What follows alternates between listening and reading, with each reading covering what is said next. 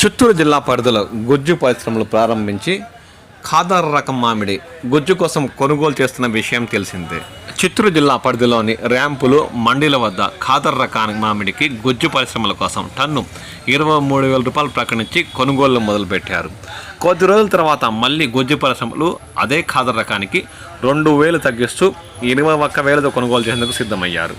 మామిడి గుజ్జు పరిశ్రమలు సీజన్ ప్రారంభించి టన్నుకు 23,000 ప్రకటించి ఖాదర్ రకం కొనుగోలు చేసి దాదాపు 2-3 రోజుల తర్వాత టన్నుపై 2,000 తగ్గించడంతో రైతులు కాస్త నిరాశ చెందారు.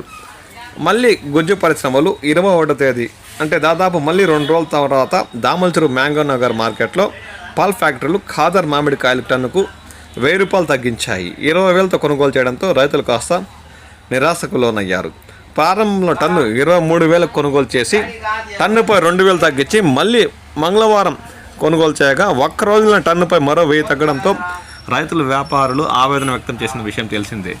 మళ్ళీ గుజ్జు పరిశ్రమలు 3 రోజుల విరామం తర్వాత ఖాదర్ రకం మామిడి కాస్త డిమాండ్ పెరగడంతో టన్నుకు 1,000 రూపాయలు పెంచాయని మండీలు ర్యాంపుల నిర్వాహకులు పేర్కొంటున్నారు.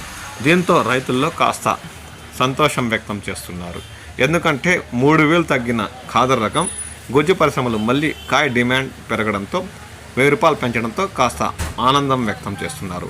రాబోయే రోజుల్లో ఖాదర్ రకానికి మరింత ధరలు పెరిగే అవకాశం ఉందని ర్యాంపులు మండీల నిర్వాహకులు ఆశాభావం వ్యక్తం చేస్తున్నారు.